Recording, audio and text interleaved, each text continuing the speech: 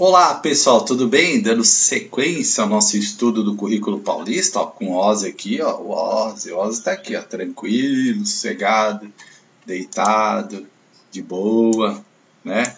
E nós vamos aqui dar sequência ao estudo do currículo paulista, tá?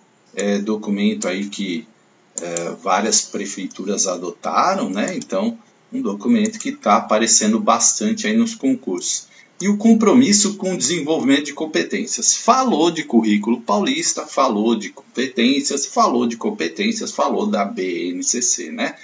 Quando você fala de BNCC, já vem a palavra competências. Aí diz o seguinte: como já se explicitou anteriormente, o currículo paulista sinaliza a necessidade de que as decisões pedagógicas promovam o desenvolvimento de competências necessárias ao pleno desenvolvimento dos estudantes. E o que é competências, né? Ó, BNCC, tá vendo? O currículo paulista define competência como a mobilização de conhecimentos e procedimentos, né? De conhecimentos, conceitos e procedimentos, né? Então, mobilização de conhecimentos é o famoso conceitos e procedimentos. Habilidades, práticas cognitivas e socioemocionais, né? Eu gosto de fazer mobilização de conhecimentos é o CP, né? Conceitos e procedimentos, e habilidades é o PCS, práticas cognitivas e socioemocionais. Atitudes e valores para resolver demandas complexas da vida cotidiana, do pleno exercício da cidadania e do mundo do trabalho. É algo que você tem que saber, né? Essa definição cai bastante, tanto na BNCC quanto aí do currículo paulista. Assim, o currículo paulista indica claramente que os estudantes devem saber, em termos de conhecimentos, habilidades, atitudes, valores, e sobretudo do que devem saber fazer, né? Esse saber fazer aí é extremamente importante. Não é só o saber, né? É o saber fazer. Mundo complexo, então a gente precisa ter aí todas as habilidades, as atitudes e valores para lidar com essa complexidade. Considerando a mobilização desses conhecimentos, habilidades, atitudes e valores para resolver demandas complexas da vida cotidiana, do pleno exercício da cidadania e do mundo do trabalho, exatamente o que eu acabei de falar. Espera-se que essas indicações possam orientar as escolas para o fortalecimento de ações que assegurem aos estudantes a transposição de conhecimentos, habilidades, atitudes e valores em intervenções concretas e solidárias. Aprender a fazer e a conviver, né? Então é importante esse termo aí, ó. São intervenções concretas e solidárias. Aprender a fazer e a conviver, né? A inter-relação importante no processo de construção da sua identidade, aprimorando as capacidades de situar-se e perceber-se na diversidade, de pensar e agir no mundo de modo empático, respeitoso à diversidade, criativo e crítico, aprender a ser, bem como no desenvolvimento de sua autonomia para gerenciar a própria aprendizagem e continuar aprendendo. Aprender a aprender. Então esses termos aí que são inclusive em negrito, vale a pena você anotar, né? O aprender a aprender é essencial, ou seja, aquilo que vai te proporcionar aí autonomia para você construir o seu conhecimento. Como eu disse, o conhecimento hoje ele está muito acessível e a gente tem que aprender a aprender, né? Então aprender a aprender requer você selecionar, você saber aquilo que é significativo, aquilo que é importante, né? Isso é o aprender a aprender. E aqui o aprender a ser é todo essa questão de você se colocar no lugar do outro, entender a diversidade, né? Ser criatividade, de atuar de maneira consciente e eficaz nas ações que demandam análise criteriosa e na tomada de decisões que impactam o bem comum, de buscar e analisar criticamente diferentes informações e ter plena consciência de que a aprendizagem é demanda para a vida toda. Ou seja, a gente nunca para de aprender, né? O Sócrates tinha uma frase que dizia: só sei que nada sei, né? Quer dizer assim, a gente está sempre aprendendo, né? Não existe, aquela pessoa que diz que sabe tudo, ela se fechou para o conhecimento. Então, por quê? O mundo ele é dinâmico, ele se transforma, ainda mais na sociedade de hoje. Todos os dias há transformações, há mudanças, e todo dia a gente tem que aprender, né? E assim, ninguém aprende tudo, então tem sempre coisas a aprender. O compromisso com a alfabetização, letramento e o multiletramento em todas as áreas do conhecimento. No currículo paulista, a alfabetização é central na aprendizagem das crianças. Importante isso, hein? Olha lá. Uma vez que suponho tem como meta a completa alfabetização de todas as crianças paulistas, até que completem 7 anos, ou seja, no final do segundo ano do ensino fundamental. É o que preconiza também a BNCC, né? Então, no final do segundo ano fundamental, espera-se que as crianças estejam alfabetizadas, tá?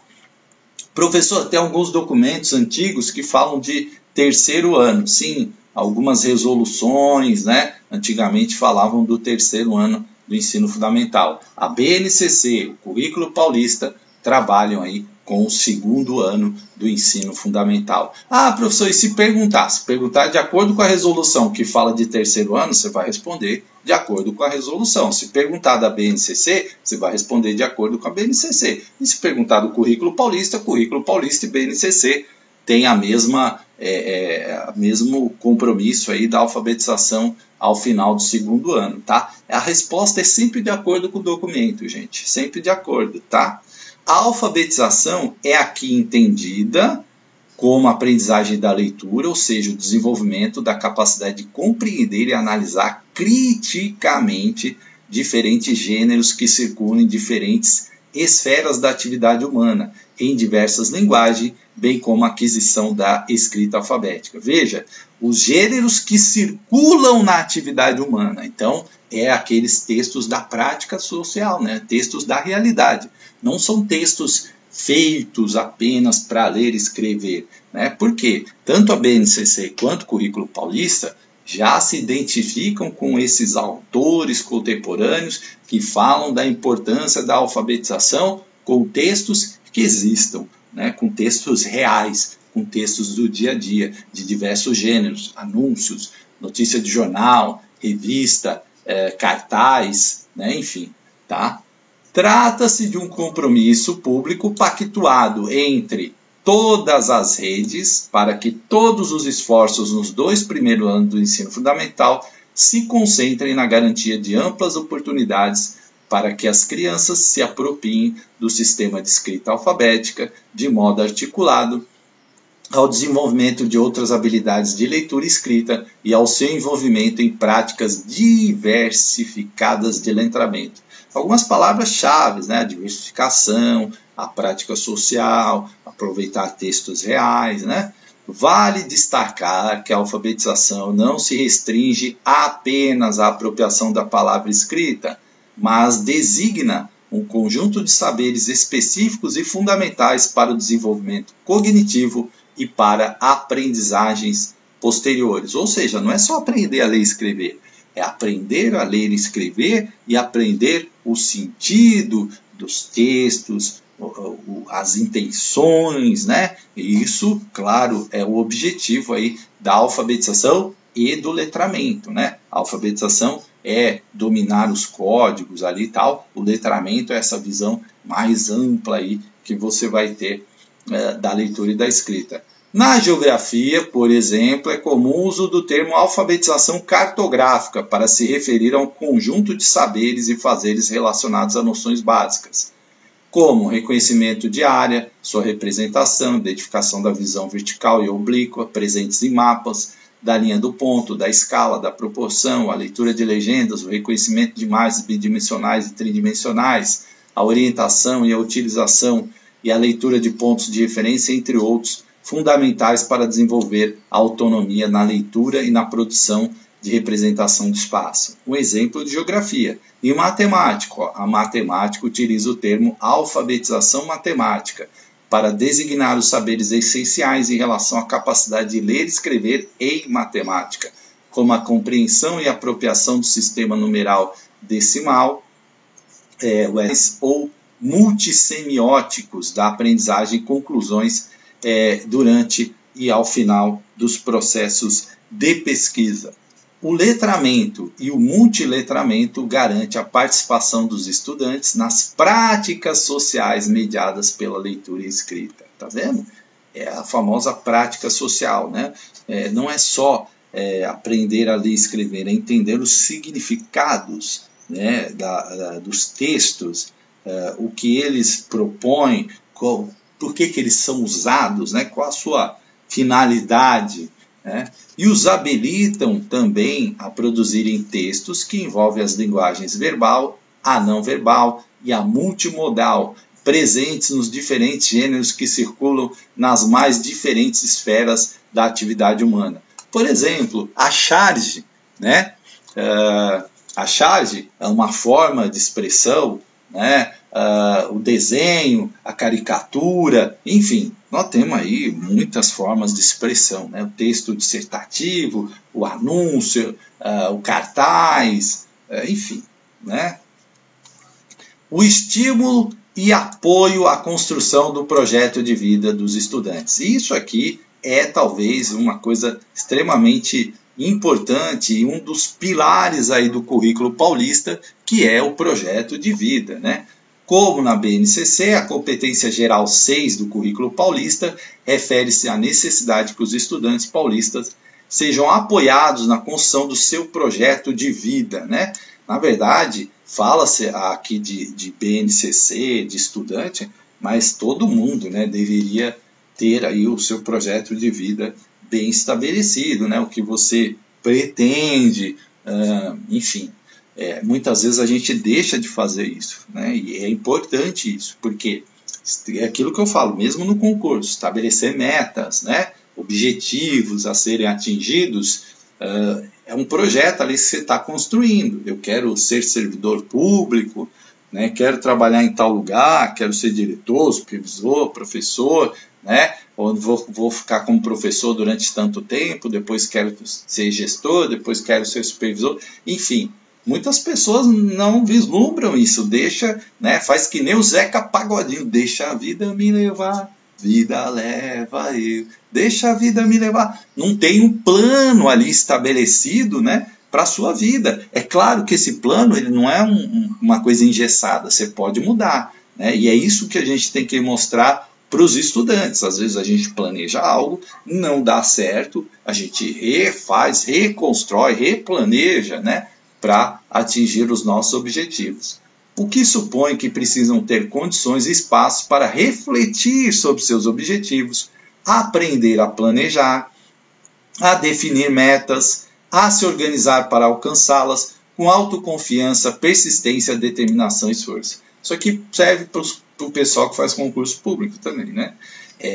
Tem muita gente que às vezes eu vejo, nossa, vai fazer prova, já se reprovou, né? O pessoal fala assim, eu não consigo, eu tento vários concursos, quer dizer, a pessoa já está... E aí eu falo uma coisa importante, motivação, a própria palavra, né, tem essa força, ela motiva a ação, né? Se você é uma pessoa que está desanimado de fazer concurso, o seu resultado provavelmente não vai ser dos melhores. Deixa eu ligar aqui, botei meu carão aqui. Não vai ser um dos melhores. Por quê? Porque você está sem motivação, né? Então, seu estudo vai ser mais devagar, né? Sua cabeça vai estar menos animada, enfim. Então, autoconfiança é importante, persistência, determinação e esforço. Tem gente que desiste fácil também, né? Fez 2 provas, foi mal, eu não sigo, concurso não dá para mim, né?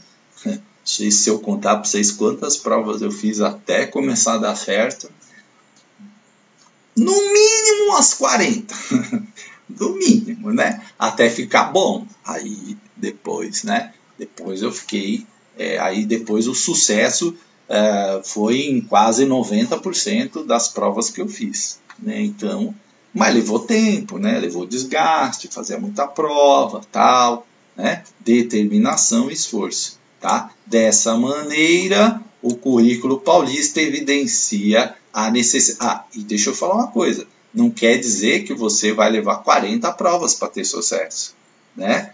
É porque eu falo, eu sou esforçadinho, né? Mas não sou a sumidade. Tem gente que é melhor, tem gente que pega as coisas mais fácil.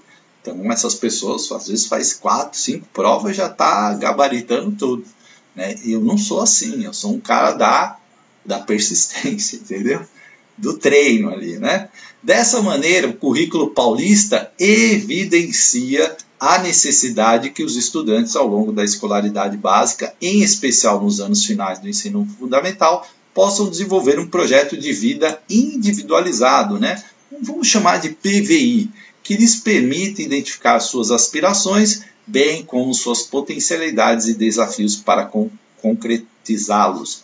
A chance de estudante construir um projeto de vida que atenda às suas aspirações está diretamente relacionada à oportunidade para o desenvolvimento do autoconhecimento, sem o que não teria condições para identificar suas demandas pessoais, né? Então, a gente está falando aqui de estudante, gente, mas serve para a gente também, né?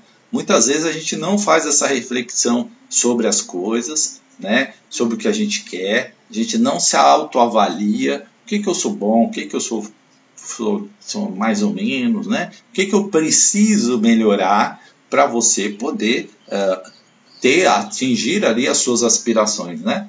E também para que desenvolva e exercite a autoria e o protagonismo, sem o que seria muito difícil planejar, buscar soluções e readequar estratégias e intervenções na busca da execução de seu projeto, né? Isso não quer dizer que nada é fácil, que não é essa a visão, não. Mas quando você planeja, quando você tem metas, quando você tem objetivos traçados, esse caminho fica mais fácil, tá? Assim, embora previsto na BNCC para o desenvolvimento nos anos do ensino fundamental, finais, né, do ensino fundamental, é desejável, na educação infantil nos anos iniciais e no fundamental, investir em práticas que concorram para que os estudantes desenvolvam progressivamente competências e habilidades relativas à autoria e ao protagonismo, inclusive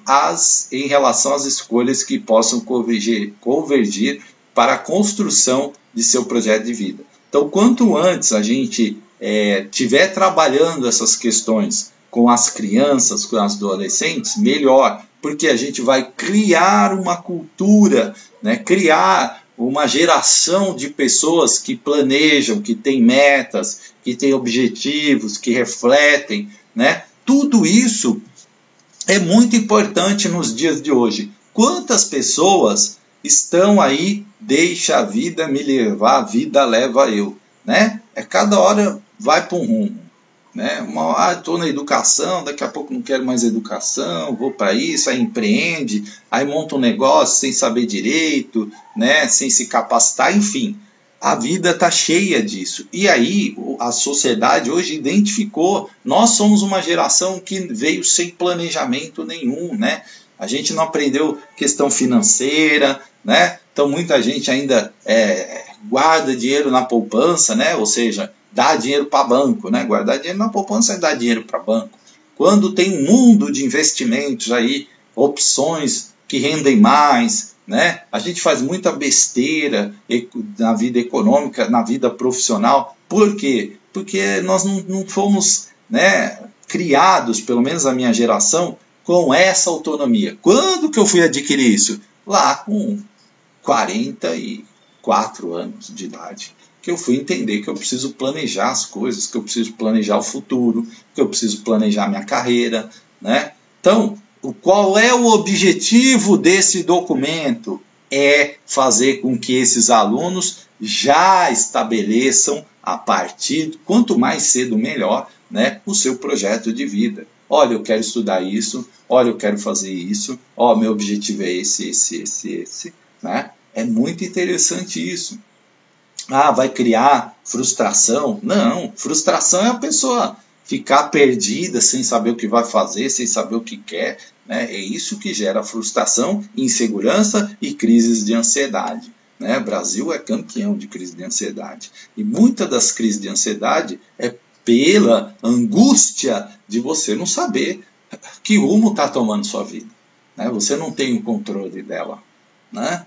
Então é muito difícil. Você não tem o controle financeiro, você não tem o controle de objetivos, né? É vida leva eu, né? Zeca Pagodinho já dizia. É preciso ainda que a escola, no processo de ampliar e consolidar a autonomia dos estudantes, amplie as situações em que esses possam fazer escolha, na delimitação de projetos, nas definições relativas à organização do espaço e tempos escolares, entre outros.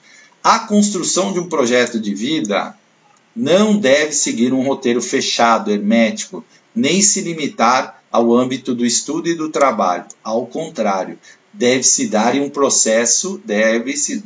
em um processo flexível que permita reflexões e revisões constantes, sempre conectados com a história pessoal de cada estudante, o contexto social histórico de sua vida, de sua vivência, em articulação com suas expectativas relativas também à adoção de estilos de vida, posturas e hábitos saudáveis, sustentáveis e éticos. Vê como é amplo, né? Ou seja, não é só a gente pensar, planejar a vida, é o estilo de vida que a gente quer, as nossas posturas, os nossos hábitos, né? Quanta gente aí está sofrendo com doenças que poderiam ser evitadas, né? Com hábitos saudáveis, por exemplo, né? Então, sustentáveis, né? Éticos. Assim, esse processo deve ser apoiado pelo conjunto das práticas escolares, considerado como centrais o protagonismo e a formação integral dos estudantes. É possível que esse processo possa contar com a tutoria de professores e também de estudantes dos anos finais do ensino fundamental e ainda do ensino médio, quando isto for possível e pertinente, né? E as pessoas tiverem aí condição de fazer isso, né? Porque isso também não é tão simples assim. Tecnologia digital, o estudante como consumidor e produtor de tecnologia. A forte presença da tecnologia na vida de todos tem ressignificado o cotidiano, alterado práticas, modo de interação, as maneiras como executamos as mais variadas tarefas. A leitura e a escrita vêm ocupando novas plataformas, novos canais de circulação. As tecnologias em geral, as linguagens, as digitais em particular, alcançam crianças e adolescentes de modo como concebem os seus processos pessoais de aprendizagem. Exemplo, o YouTube, esse canal, ele só é possível graças à tecnologia digital. Só é possível eu hoje atingir aí muita gente, né, em todo o país por conta da tecnologia. E eu precisei vencer barreiras. E os alunos também precisam vencer essas barreiras. E a gente precisa se apropriar da tecnologia e usar ela a nosso favor. Tá? O papel da escola, sintonizada com as novas formas de produção de conhecimento na cultura digital, consiste em inserir de maneira eficaz os estudantes das diferentes etapas de ensino, nas mais diferentes culturas requeridas pela sociedade do conhecimento. Assim, além do letramento convencional, os multiletramentos e os novos letramentos se fazem necessários para a formação integral dos estudantes e, dessa forma, para a inserção nas culturas letrada, artística, do movimento científica popular digital, entre outros. Então, a cultura, esse letramento digital, que é uma expressão que alguns autores usam, ele é extremamente importante. Uma pessoa hoje que não domina a tecnologia, ela já enfrenta muitas dificuldades, né, na sociedade e no mercado de trabalho. Basta olhar bancos, inscrição para Enem, auxílios do governo, todos já digitais, né? Atendimento para tirar documento, enfim, nós estamos aí em vias, acho que já foi até lançado a nova carteira de identidade digital com vários dados. Enfim, a sociedade caminha, isso é um caminho, não tem a gente ficar sonhando, eu não quero mais, não tem isso, né? A cultura digital, os bancos digitais estão aí, né? Então a gente precisa se apropriar disso. É preciso, e os alunos, né? É preciso considerar que os usos das tecnologias digitais de informação e comunicação, TDIC, né? Que a gente chama, e tecnologia de informação e comunicação, as TICs, envolve postura ética, criativa e responsável. E a gente está vendo esse debate aí na sociedade dos problemas éticos que envolvem o mau uso da tecnologia, os golpes, as fake news, né, entre outras coisas. Essa postura precisa ser trabalhada na escola, associada ao desenvolvimento de competências e habilidades, voltada à resolução de situações problema, ao estímulo ao protagonismo e à autoria, para ampliar e ressignificar o uso das tecnologias e assegurar que os estudantes saibam lidar com a informação cada vez mais disponível. O currículo paulista contempla essa temática nos vários componentes curriculares desde os anos iniciais do ensino fundamental. Dessa maneira, pretende-se possibilitar o desenvolvimento de competências e habilidades que permitam aos estudantes. Prestem muita atenção, estamos falando de novas tecnologias, também um foco grande aí do currículo paulista. Buscar dados e informações de forma crítica nas diferentes mídias, inclusive as sociais, analisando as vantagens do uso e da evolução da tecnologia na sociedade atual, como também seus riscos potenciais, né? Então, a disseminação de más informações ou informações que não visam aí a melhoria da sociedade, do cidadão, estão por aí, né? Exemplo que as escolas estão vivendo, a história do pó de giz, né? Cheirar pó de giz e pó de corretivo. Tá aí, dá um Google aí, você vai ver quantas notícias aí de escolas enfrentando esse problema. Por quê? Espalhado através de vídeos, né? De redes sociais, redes de vídeos curtos, né? Então, infelizmente, isso aí leva a um risco, né?